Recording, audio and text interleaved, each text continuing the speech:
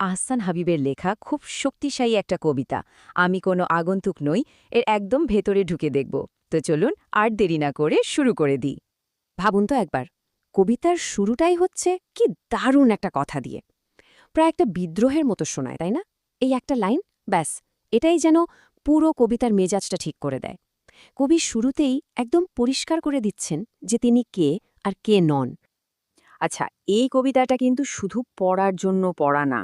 এটাকে আসলে একটা আবেগী যুক্তিতর্ক হিসেবে দেখতে হবে।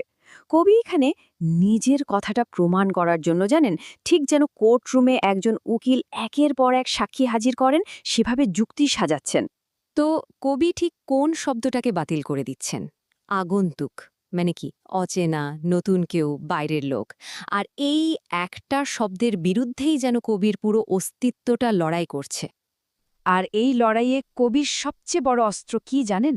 সাক্ষী। তিনি এবার তার দাবির পক্ষে সাক্ষী ডাকবেন।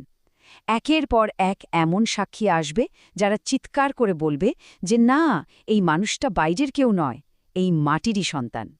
তো চলুন দেখা যাক কবির প্রথম সাক্ষী কারা। তিনি তার যুক্তির একেবারে প্রথম ধাপে ডেকে আনছেন প্রকৃতিকে, আর এই প্রকৃতির সাথে কিন্তু তার সম্পর্কটা একদম গভীর, যা ভাঙার নয়। ভাবা যায়, শুরুটাই করছেন একেবারে আকাশ দিয়ে। তার প্রথম সাক্ষী হল আসমানের তারা। ব্যাপারটা এমন যেন এই বিশাল মহাবিশ্ব নিজেই সায় দিচ্ছে, বলছে হ্যাঁ, আমরা একে চিনি। আকাশ থেকে কবি এবার সোজা নেমে এলেন মাটিতে, আর এবার সাক্ষীকে এই জমিনের ফুল, মানে আকাশের ওই বিশাল তারাদের মতো এই মাটির ছোট্ট ফুলগুলো তাকে চেনে। যুক্তিটা কিন্তু আরও জমাট বাঁধছে। এবার সাক্ষী দিচ্ছে রাতের বাঁশবাগানের হাজার হাজার জোনাকি। কি সুন্দর একটা ছবি, তাই না? মনে হচ্ছে যেন একটা মায়াবী গভীর সম্পর্কের কথা বলছে। প্রকৃতির সাক্ষী কিন্তু এখানেই শেষ না। কবি এবার একদম চোখে আঙুল দিয়ে একটা ছবি দেখিয়ে দিচ্ছেন। ডুমুরের ডালে চুপ করে বসে থাকা মাছরাঙা পাখিটাও নাকি তাকে চেনে। তার মানে কি? সম্পর্কটা একতরফা না। কবি যেমন প্রকৃতিকে চেনেন, প্রকৃতিও তাকে চেনে। আচ্ছা, প্রকৃতি তো হলো। এবার কবিতার যুক্তির মোড়টা পুরোপুরি ঘুরিয়ে আনছেন মানুষের দিকে। তিনি বোঝাতে চাইছেন যে শুধু গাছপালা বা পশু পাখি না, এই মাটির মানুষগুলো তার কত আপন, কত চেনা। মানুষের মধ্যে প্রথম কার কথা আসছে? কদম আলী।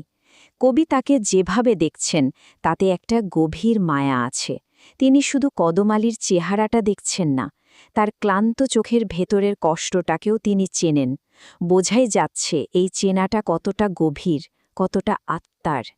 এই চেনা জানার সম্পর্কটা আরও গভীর হয় যখন জমিলার মায়ের কথা আসে। তার খালি রান্নাঘর, শুকনো থালা, এই ছবিটা যেন দারিদ্র্য আর কষ্টের এক জ্বলজ্বন্ত প্রমাণ। আর আসল কথাটা হলো, শুধু কবিই তাদের চেনেন না, তারাও কবিকে চেনে। এই যে দুদিক থেকেই চেনা, এটাই তো তার যুক্তির আসল জোর। তো প্রকৃতিও হলো, মানুষও হলো। এবার কবি তার যুক্তির শেষ ধাপে চলে এসেছেন। আর এখন যে সম্পর্কের কথা বলবেন সেটা শুধু চোখে দেখা বা মনে করার মতো না, এটা একেবারে শারীরিক, যা হাত দিয়ে ছোঁয়া যায়, যা অস্বীকার করার কোনো উপায়ই নেই।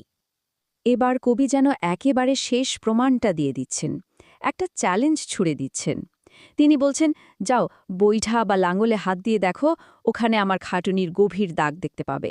আমার শরীরের গন্ধ শুকে দেখো, এই ভেজা মাটির গন্ধ পাবে। এই সম্পর্কটা আর শুধু অনুভবের না, এটা এমন এক পরিচয় যা শরীর থেকে মুছে ফেলা যায় না।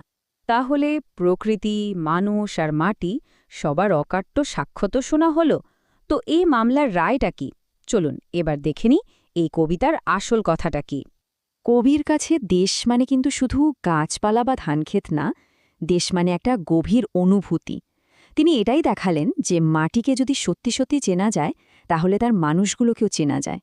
আর যখন এই মাটি আর মানুষের সাথে নিজের অস্তিত্ব এক হয়ে যায়, তখন তো আর কেউ বাইরের লোক থাকে না, তাই না? এই গভীর বাঁধনটাই একজনকে আগন্তুক থেকে দেশি বানিয়ে তোলে। আর শেষে এসে কবি যে অসাধারণ লাইনটা বলেন, সেটাই যেন সবকিছুর সারমর্ম। যখন একটা জায়গার সাথে এত গভীর একটা টান তৈরি হয়ে যায়, তখন মনে হয় যেন গোটা দেশটাই আমার। একটা ছোট্ট জায়গার শিকড়ই যেন পুরো দেশের আপন হয়ে ওঠার অনুভূতি এনে দেয়। কবিতাটা শেষ পর্যন্ত আমাদের জন্য একটা প্রশ্ন রেখে যায়। কবির মতো করে কোনো একটা জায়গা বা কোনো মানুষ বা প্রকৃতির সাথে আমাদেরও কি এমন কোনো গভীর টান আছে? আমাদের নিজেদের শিখরটা ঠিক কোথায় আর কিভাবে বাঁধা?